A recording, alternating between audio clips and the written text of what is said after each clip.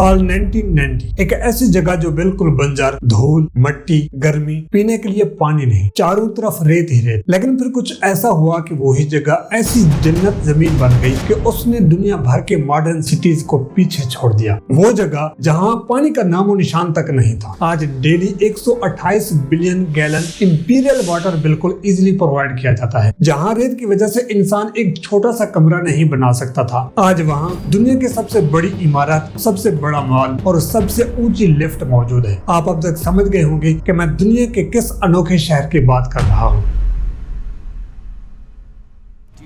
Dubai. Welcome to Dubai.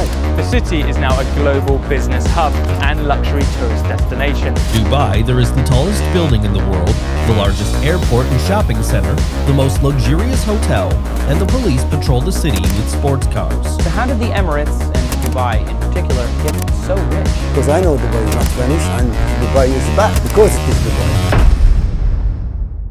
हर एक यही सोचता है कि इनके पास तेल है, ज़खायर है, इसीलिए वो इतने अमीर हैं। नो, ऐसा बिल्कुल नहीं। इनकी टोटल जीडीपी का ओनली 1% तेल से आता है। लेकिन अब सवाल ये है कि फिर इतना कुछ कैसे इम्पॉसिबल हुआ? इनके पास ऐसी कौन सी पावर है जो दूसरे ममालिक के पास नहीं? इस जवाब के पीछे एक बहुत दिलचस्प कहानी है। यूएई, यूनाइटेड अरब इमारात, ये वो 7 सल्तनतें हैं जिनके बादशाहों ने मिलकर फैसला किया कि हम यूनाइटेड मुल्क बनाएंगे। लेकिन सवाल ये था कि उस मुत्तहद मुल्क का सदर या वजीर आजम किस रियासत से होगा। बड़ी सोच और विचार के बाद उन 7 बादशाहों ने मिलकर फैसला किया कि जो इमारात ऑफ अबू धाबी का बादशाह होगा वो हमेशा सदर रहेगा और जो इमारात ऑफ दुबई का बादशाह होगा वो हमेशा वजीर आजम रहेगा। यही वजह है कि दुबई एक ऐसा मुल्क है जहां आपको बिल्कुल 2 अलग अलग पिक्चर्स देखने को मिलती हैं। ये पिक्चर है दुबई और अबू धाबी की और बाकी सब ऐसा है। ऐसी क्या वजह थी कि 7 बादशाहों को अपनी अपनी बादशाही कुर्बान करके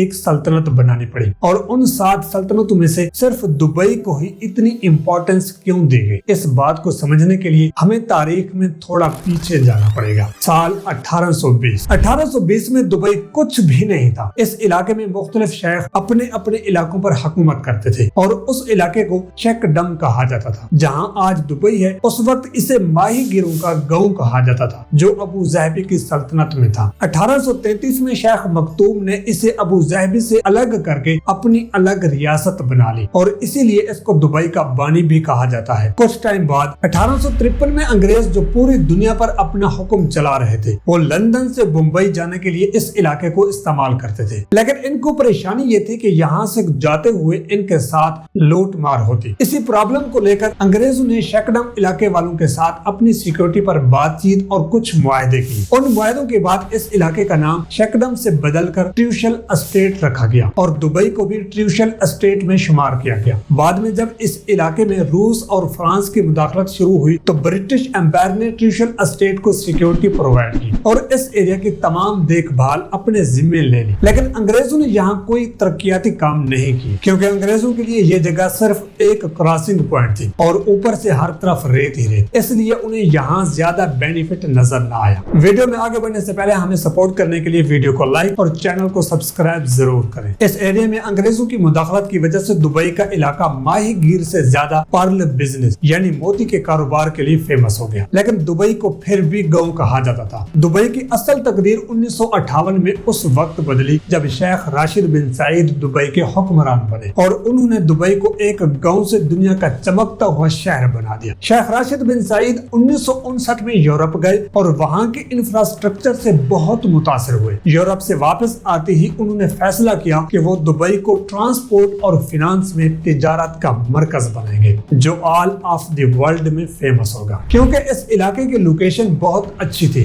और ये इलाका एशिया, अफ्रीका और यूरोप को मिलाने की वजह से बहुत अनमोल था। लेकिन अपने ड्रीम को पूरा करने के लिए शेख को 2 मसाइल का सामना करना पड़ा। एक, दुबई के पास खलीज बहुत छोटी थी जहाँ बड़ी बड़ी शिप्स नहीं आ सकती थी और दूसरा, अपने ड्रीम पर काम करने के लिए दुबई हुकूमत के पास पास पैसा भी नहीं था। शेख राशिद ने अपने ड्रीम पर काम करने के लिए सबसे पहले दुबई खलीज को मजीद गहरा खुदवाया और इस काम के लिए उसके पास जितना पैसा था वो सब लगा दिया और कुछ लोन भी लिया। ये प्रोजेक्ट उसके लिए एक बहुत बड़ा रिस्क था और इस काम के लिए शेख को उस वक्त हर तरह से क्रिटिसाइज किया गया। ये तुम क्या कर रहे हो, समंदर को गहरा खोद कर तुम कौन सा तीर मारोगे, वगैरह वगैरह। उस वक्त ये प्रोजेक्ट किसी को कुछ समझ न आया, लेकिन बाद में ये आइडिया जबरदस्त सक्सेसफुल साबित हुआ। खलीज के गहरे होने की वजह से दुबई में बड़े बड़े शिप्स आने लगे और दुबई की मार्केट ग्रोथ करने लग गई। शेख राशिद सिर्फ यही नहीं रुके बल्कि दुबई के इंफ्रास्ट्रक्चर पर बहुत पैसा खर्च किया। जो भी पैसा आ रहा था वो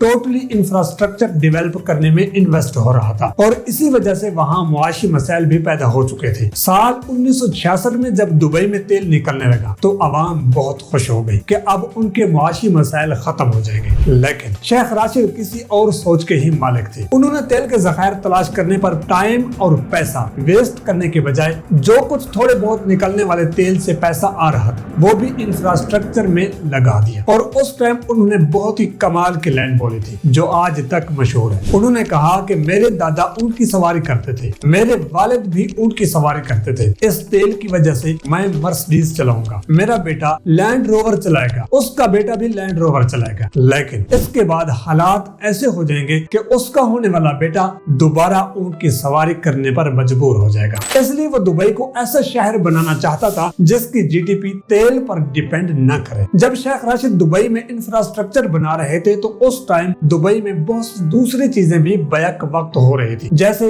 दुबई को रूस और फ्रांस की मुदाखलत से आजादी मिली, अंग्रेजों ने दुबई छोड़ दिया क्योंकि उन्हें अपनी सिक्योरिटी मेंटेन रखने के लिए इस इलाके पर बहुत पैसा खर्च करना पड़ा। इसलिए वो 1968 में दुबई से चले गए। साल 1971 से 1972 तक शेकडम इलाके की तमाम सल्तनतें एक एक करके एक हो गई और ये इलाका मुत्तहिद सल्तनत बन गया। अब हम उस सवाल की तरफ आते हैं कि आखिर इन 7 सल्तनतों में से सिर्फ दुबई को ही इतनी तरक्की क्यों और कैसे मिली। एक तो वजह यह थी कि शेख राशिद जो 1959 से दुबई के इंफ्रास्ट्रक्चर पर काम करते आ रहे थे वो रुकने वाले नहीं थे और दूसरी वजह ये थी कि जब भी जहाज एक जगह से दूसरी जगह जाते तो उन्हें फ्यूल फिल करने, लोड करने और सामान उतारने के लिए बंदरगाहों की जरूरत पड़ती और दुबई की लोकेशन ऐसी थी कि यहाँ से बहुत से जहाजों को गुजरना पड़ता था। उस वक्त जब बाकी सल्तनतों के हुक्मरान फ्यूल पर पैसा इन्वेस्ट कर रहे थे और बड़े बड़े महल बनवा रहे थे, तब शेख राशिद ने इस लोकेशन की इम्पोर्टेंस को समझते हुए दुबई के इंफ्रास्ट्रक्चर पर तवज्जो दी और यहाँ 1972 में पोर्ट राशिद बनवाया। इस पोर्ट की कामयाबी को देखते हुए 1979 में इसके साथ एक और पोर्ट जबल अली तामीर किया गया और ये आज भी पूरे मिडिल ईस्ट की सबसे बड़ी बंदरगाह मानी जाती है। इस पोर्ट को मजीद तरक्की देने के लिए दुबई ड्राई डॉक्स बनाए गए जो जहाजों की मुरम्मत के लिए स्पेशल थे। इतना पैसा इन्वेस्ट करने के बाद शेख राशिद ने एक ऐसा काम किया जिसकी किसी को बिल्कुल तवक्को नहीं थी। जब दुबई में तमाम बंदरगाहें तैयार हो चुके और बहुत से जहाज आ जा रहे थे, बंदरगाहों पर टैक्स बढ़ाने के बजाय शेख राशिद ने ऐलान कर दिया कि दुबई की सबसे बड़ी बंदरगाह जबल अली कमर्शियल फ्री जोन होगी। मतलब जो भी जहाज वहाँ से गुजरेगा उससे इंपोर्ट ड्यूटी, एक्सपोर्ट ड्यूटी और मैन्युफैक्चरिंग टैक्स वगैरह कुछ भी नहीं लिया जाएगा। शेख राशिद का ये इकदाम दुबई के लिए रियली गेम चेंजर साबित हुआ। अब बहुत सी वजूहात की बिना पर ये रास्ता सबका पसंदीदा बन गया और जहाजों के वहाँ रुकने से तिजारती सरगर्मियां बढ़ गई और दुबई दूसरी सल्तनतों से आगे निकलता गया और दुबई की जीडीपी का तकरीबन 24% इंड पोर्ट्स की मार्केट्स कैप्चर करने लगी। अब दुबई वाकई में एक बड़ा शहर बनने की तरफ तेजी से बढ़ना शुरू हो गया था जिसका पूरा क्रेडिट शेख राशिद बिन सईद अल मखतूम को जाता है। उस पार्टिकुलर टाइम में दुबई में एक और काम किया गया और हाँ ये याद रखना कि इस स्टोरी पर स्पेशली पाकिस्तानियों को अपनी किस्मत पर जरूर रोना आएगा। उस वक्त कराची एयरपोर्ट पाकिस्तान का बड़ा और सबसे बिजी एयरपोर्ट हुआ करता था। पाकिस्तान की अच्छी लोकेशन की वजह से अमेरिका से ब्रिटिश एयरवेज तक सब पाकिस्तान से गुजरते थे जिसकी वजह से पाकिस्तान की इंटरनेशनल एयरलाइन बहुत बड़ी हो गई और इस बात को नोट करते हुए शेख राशिद शिप्स के साथ साथ एयरलाइंस को भी दुबई से रूट करवाना चाहते थे क्योंकि दुबई की लोकेशन भी पाकिस्तान की तरह इस काम के लिए बहुत अच्छी थी और वैसे भी वो पहले इस लोकेशन की वजह से शिप्स को दुबई में ला चुके थे। इस काम के लिए शेख राशिद ने बहुत से एयरपोर्ट्स और रनवे बनवाए। इन एयरपोर्ट्स की वजह से एशिया और यूरोप के बीच चलने वाली फ्लाइट्स के लिए दुबई रिफ्यूल सेलिंग पॉइंट बन गया। लेकिन ये बात वही खत्म नहीं हुई, क्योंकि शेख राशिद इस सारे एयरलाइंस बिजनेस को दुबई शिफ्ट करना चाहते थे। इस काम के लिए उन्होंने 1985 में पाकिस्तान को ज्यादा पैसे देकर पाकिस्तानी एयरलाइंस परचेज करना स्टार्ट कर दी और आहिस्ता आहिस्ता उन्होंने पाकिस्तान का सारा एयरलाइंस बिजनेस दुबई शिफ्ट कर दिया और यहाँ भी पोर्ट्स वाला फार्मूला अप्लाई करके दुबई एयर इमारात से मुकम्मल तौर पर टैक्स खत्म कर दिया और इस तरह दुबई एयरलाइंस ने बाकी एयरलाइंस को पीछे छोड़ दिया। बात अभी भी यहीं पर खत्म नहीं होती। दुबई को शिप्स और एयरलाइंस का गढ़ बनाने के बाद का सफर था दुबई को टूरिस्ट पॉइंट बनाने का। जब दुबई में पोर्ट्स और एयरलाइंस की वजह से लोग आ जा रहे थे तो इनको मजीद आराम और आसाइश देने के लिए टूरिस्ट प्लेसेस, होटल्स और बड़े बड़े मॉल बनाए गए। इतना सब करने के बावजूद भी लोग विजिट के लिए दुबई नहीं आ रहे थे। इस प्रॉब्लम की सोल्यूशन के लिए शेख राशिद ने दो काम किए। एक, उसने आने वाले विजिटर्स के लिए हर तरह की मजहबी पाबंदी खत्म कर दी ताकि किसी भी मुल्क का और कोई भी शख्स बगैर किसी हिचकिचाहट के आ जा सके। और दूसरा,